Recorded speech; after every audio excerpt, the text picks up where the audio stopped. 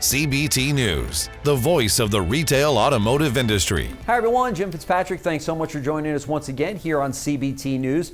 Joining us today is Dennis McGinn, CEO of RapidRecon. I know you know this gentleman. He's been on CBT with us many times. And we're also joined by Ed French, who's president and principal consultant of Auto Profit, and also a dealer principal himself of a company called 500 Automotive Group. So gentlemen, thank you so much for joining us here on CBT News. My pleasure. Glad to be here. And what a year it's been. I know we haven't spoken to you, Dennis, in a little bit, but dealers are still out there going, what are we doing? We're coming off of a crazy year in 2020, and now we're in 2021, and we got to get our dealerships aligned for success in 2021. I think there's a lot of lessons that we took out of 2020 that we're dragging in to this year that we can, obviously learn from. But I'd be interested to know, Ed, you're on the front lines as a dealer principal and obviously as a successful consultant working with dealers all over the country.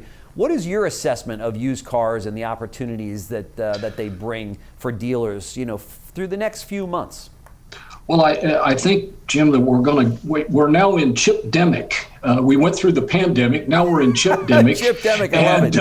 That's right. Chip-demic is, could possibly take, 500,000 new cars and either put them at the end of the year or, frankly, could even cancel the orders and to look into that and go, well, where are the buyers? The buyers aren't going to go away. They're just going to transition to something different. And I believe that's going to put some significant downward pressure on lightly used and CPO. And those folks that would consider the lightly used and CPO will be driven downward into what I'd call a more traditional 4 or 5-year-old used vehicle for a couple of reasons. One is availability, and the other one is frankly price. So I think chip-demic could be as aggressive and have as aggressive as the pandemic did. Yeah.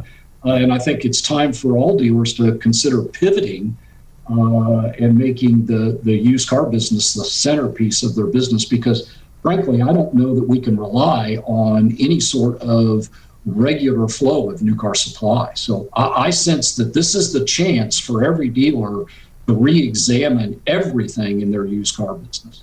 Yeah, I would agree. And this is, these are crazy times that we're in. Whoever thought that we'd have a problem like this getting new cars now, but obviously, as you call it, the chip pandemic or the chip-demic, I love that phrase. I'm going to use it, yeah. But it's true, and it's a real issue out there for sure. Car values, are they still? It was back a few months ago.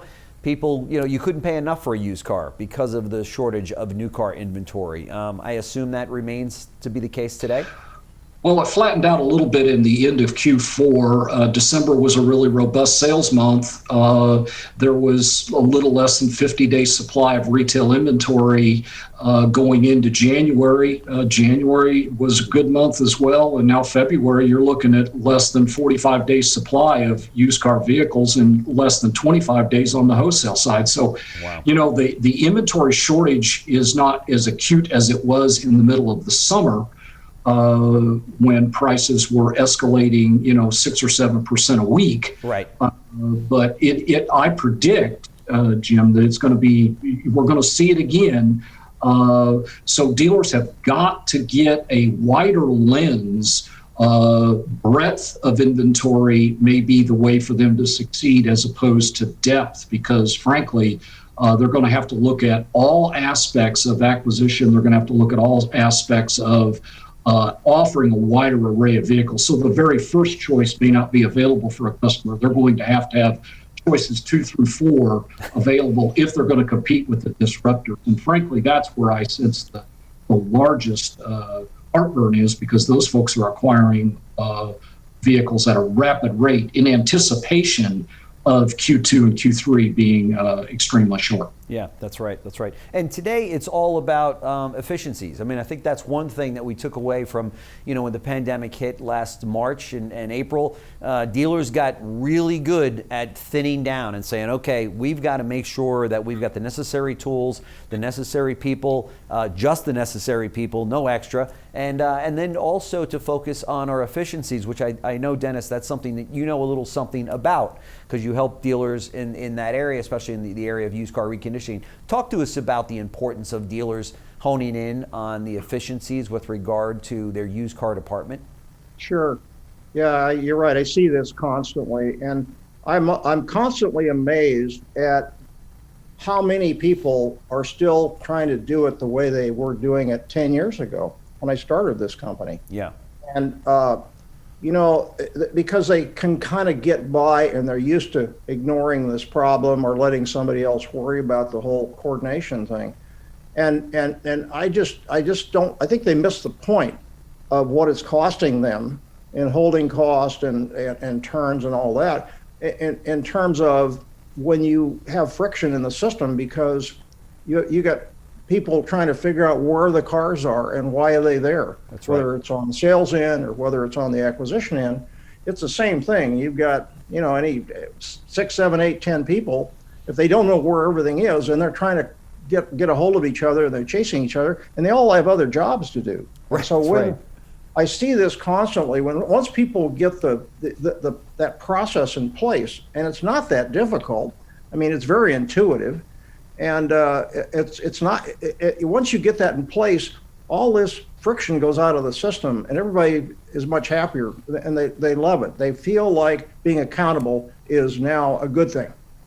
That's right. That's right. And for dealers that are out there, they're trying to save every dollar that they can. Sometimes dealers don't know that vehicles that they've acquired are even sitting in Recon. I know that that's what your program offers dealers, but they don't even know sometimes that these cars are sitting back there. Ed, when you go into dealerships, do you see that happening where dealers think that, oh, well, yeah, we've got a great acquisition program and it goes into Recon and it gets out in 2 days and everything's fine. It gets on the website and the salespeople sell it and it all runs smoothly, right? So the dealer principal thinks, right? Yeah, it's amazing, Jim. Every dealership that I've walked into over the last 10 years in my consulting business, the first thing I do is ask them, how long does it take to get a car through your reconditioning? And it never fails. They always tell me 2 or 3 days. I've never had anybody say it takes me 15. Right. But frankly, the other thing that is a hidden profit leak, and Dennis hit on it, is holding cost. Recon time to line. Right. Is the most expensive cost that a dealer has. Yeah. And that may be a controversial statement for some to actually accept, because most of them will tell you, well, it's my personnel cost. It's actually not. Right. It's the reconditioning time to line, because if your holding costs are $60, $70 a day. That's right. And it's also, having some sort of reconditioning software. I look at it this way. It's sort of like a silo buster. Yeah. Service departments operate in a silo, sales departments operate in a silo, That's management operates in a silo, and it's sort of like a silo buster. It is. Because it becomes transparent. And then, I told a dealer a couple of months ago when we were discussing reconditioning software, and his was 21 days, by the way, not 3. I said, reconditioning software is like this. It's like a car with all the passengers in it in an HOV lane. And you get to bypass all the backups if you've got reconditioning software. But if you don't have reconditioning software, you're stuck in traffic. I love it. And when you stop and think about it, you go, well, wait a minute, if I'm just a single passenger, meaning like just the service manager or just the used car manager, you're stuck in traffic. That's right. But if you've got the service manager, the vendors, the detail department, the technicians, the service advisor, the used car manager, and a sales manager if he's involved in selling the car, which obviously they are, and we're all in my 9-passenger minivan. We're in the HOV lane to getting my asset turned into liquidity. And to be perfectly honest with you, that's where the digital disruptors are focused. They're focused on turning assets into liquidity sooner than the traditional retailer. And that turn of cash, speed, is everything. So if you don't have a Recon software tool, you're stuck in traffic. You're not in the HOV lane. That's right. And it's just as simple as that. Yeah, there's no question. And even more so now because dealers are moving towards this new, digital retailing model that consumers are demanding. They're saying, look, one of the takeaways from COVID is we want to be able to at least do some or all of the process online before we get to the dealership. So if a vehicle comes into an inventory at a dealership, you better make damn sure that vehicle is going to get turned around at a Recon and be available for salespeople to sell, on the lot. In this case, sometimes it may be physically on the lot, but it's more important that it's ready, to show online, because that's where consumers start out the process. But when that customer does come into the showroom because they like what they saw, the pictures, the interior, what have you, and all of a sudden it goes into the abyss where the salesperson's now looking for the car and they're asking the sales manager, where the hell is it? And I can't find it. And then it starts, the manager discussions. Do you know where it is? Well, I don't know where it is. We'll ask so-and-so. We'll ask the parts guy. We'll ask the service guy. And it's like this big circus. Meanwhile, what are you doing to that customer experience? It's going to crash and burn. And the customer hasn't even seen the car yet. Even more importantly, Jim, is, with demand, turns of inventory, we can no longer live with a 30-day term. We're going to have to, as retailers, go to at least a 14-day turn. And good point. If it takes 21 days to get a car through Recon and you're on a 14-day turn, that just doesn't equate. So, with demand as high as it is, it's even more critical to have transparent reconditioning software. Heck, you can track a pizza. It's baking, it's in the oven, it's on its way to you, and we can't track a used car in a car dealership. I mean, that's kind of silly to think of it. We wouldn't track our inventory. It is, you think about a DMS and a CRM and inventory management. We pivoted to all this digital retailing tools. None of those matter. That's right. If the car isn't ready to sell. I spoke to one of your clients, Dennis, and he said, before he became a client of RapidRecon, he found out quickly that there was a problem when he went out, and he said, "Well, this vehicle, how come we bought it? We bought it on Friday, and it's still sitting in the back." To which the Recon manager or the technician, I guess, said, "Well, that's because it's got some door dings in it." And he said, "Well, why is it such a long? I mean, it's been sitting here a week." And he goes, "Well, the guy that fixes the dentless guy doesn't come by until he comes by on Fridays." Yeah. You got to be kidding me. That's what we're finding out, is that certain vendors are going to come in certain days, and that's why my inventory's sitting back here. How about we find a company that comes in every day, maybe 2 times a day if they need to? And of course, some of these little things that dealers and managers don't know about, they're the little hidden secrets that others in the dealership in the back end know about, but don't bring it to your attention. All of a sudden, they come out with a system like this, right? Yeah, and I think that the disruptors are offering a lot. They spend a lot of money on the tools and the process to make it appear as though going to the dealership is a waste of time or an extra cost. Right. And I think that's pretty unfair, because you got to go to the dealership. You got to have a relationship somewhere. You got to have your car serviced and recalls and warranty items and things like that. So I get a little bit annoyed here with these guys with massive valuations in the market that are probably, in my mind, way out of line. You think? They're crazy. And then just grabbing everything they can get. Right. Causing the brick and mortar guys to have to dig much deeper. That's right. And I don't know. I mean, this may balance out over time, but it's the dealers got to get these processes in place. They can't be doing it the way they were doing it. There's got to be automation in this workflow. That's right. Process, people, product. I mean, if you focus on those 3 areas, chances are you're going to do well, right? Yep. Jim, there's no magic bullet in the used car business. If you've got great foundational processes for acquiring inventory, great foundational processes for reconditioning vehicles, and great foundational processes for selling them, you can compete and win as a retail dealer against these disruptors, because frankly, We've got an experience that the others don't have. And if you make it as frictionless as possible when you're getting the car ready to go, and as frictionless as possible when you're selling it, we as retailers have been focused on the consumer experience.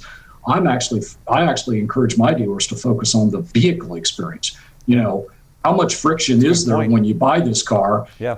Just think of shipping times. If it takes a week to get a car across the country, the clock's already ticking. Oh yeah, and, for sure. That car should be, the minute it comes off the carrier, it needs to go in and get triaged, because frankly, we've mistreated it. That's right. And we sure wouldn't mistreat it if it was a customer. It'd be like waiting a week to get back for a customer who submitted an internet link. That's right. We don't do that. That's right. We wait a week and a half for a car that we acquired and spent cold hard cash on, so to speak. So yeah. I think it's critical that we think about what it is that is important. And what's important is taking out the most expensive cost that a dealer has, and that's recon time to line. Yeah. And Wow. it's easily done. There's with probably software. some dealers right now that are saying that's the most expensive cost. I need to take a Sure look at is. that. You Yep. work with a lot of dealers and consulting them and Right. turning the dealerships around and adding more money to the bottom line and putting some efficiencies in. For the dealers and the GMs that are listening to us have this discussion today, what do you think, Ed, they should do this afternoon to say, okay, let me look into this? What should be their first step? Do they go to the Recon manager or the fixed ops manager? What do you recommend they do to say? I would timestamp. Yeah, I would, Jim. I'd timestamp an RO with the freshest trade I had and follow it through quietly to see how long it actually took. Right. It's the reverse of mystery shopping your store. Sure. So I'd mystery shop my reconditioning process. I'd actually do that, and then I'd take a look at a couple of things. And I encourage my dealers my clients to look at the following things. Are your recon dollars that you're spending actually returning 1.5? So if you're spending 100, are you getting 150 in gross? Right. And I also encourage my dealers to tie compensation plans to cycle time. It's amazing if you tie compensation plans to cycle time, lots more cars get ready a heck of a lot faster. Isn't it funny how that works? Yeah. Very interesting. And then obviously assign ownership of reconditioning. When a lot of stores I go into, Jim, the reconditioning is like, well, I don't know. The used car manager does it. No, the service manager does it. Well, the service advisor does it. And what ends up happening is it's the guy that's getting the car finally cleaned up or pictured for the lot that really owns it. That's right. And it needs a higher level of authority. Yeah, you want to clear a conference room out real quick, just ask that question. Who is ultimately responsible for the recon of that car? Yeah. And man, they just dive under the conference table Yeah. on you, because it's like the parts guy points at the service guy, and the service guy points at detail, and the other one points at, and it's crazy. And then at the end of the day, you kind of feel like the car, because you're like, nobody's really paying any attention to me, right? Yeah. Yeah.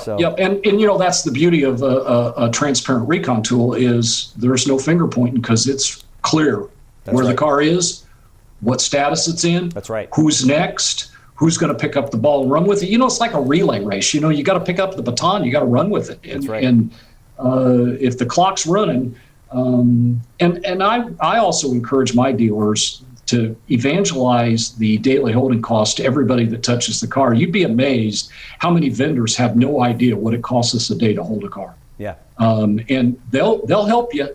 So if they only show up twice a week and it costs you $60 a day, I had one a month or so ago. I said, well, my holding cost is $63 a day. Tell you what I'll do. Your repair is $300.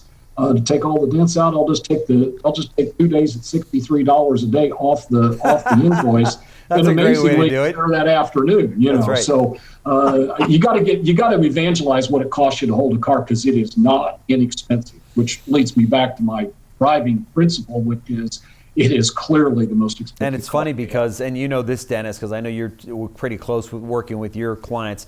We will, in this business, we will bitch over our gross profits and the compression of our gross profits that we've been complaining about now for years, right? We don't make enough money. We don't make enough money, and it's true. We don't make enough money.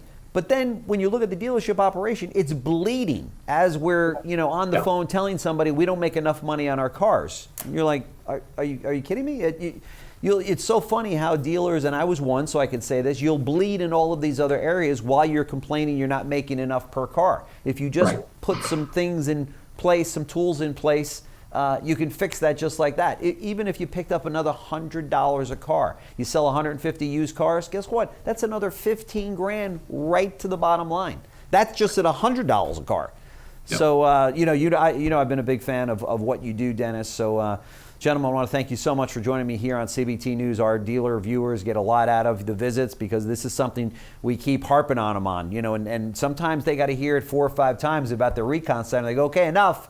I'm going to go look into this and check it out. So, and I know, Dennis, you've been nice enough to say, look, if any of the dealers out there, want to get a true picture, you'll do a full analysis for them free of charge and say, hey, man, here's where you stand. This is reality. Let's go ahead and deal with it. You may say, no, get out of here. And others may say, no, this is totally unacceptable. We can't have a car in our, Recon for 20 days. That's crazy. Just one last comment. Sure. I think groups are figuring this out, that the stores need help.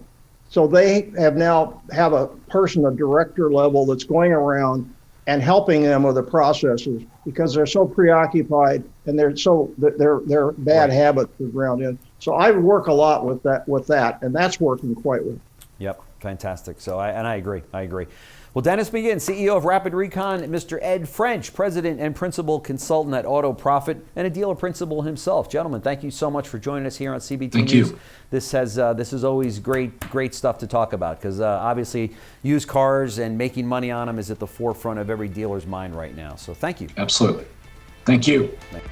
Thanks for watching CBT News, the voice of the retail automotive industry.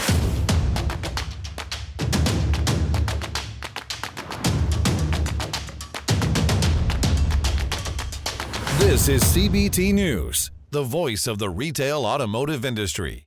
Subscribe today.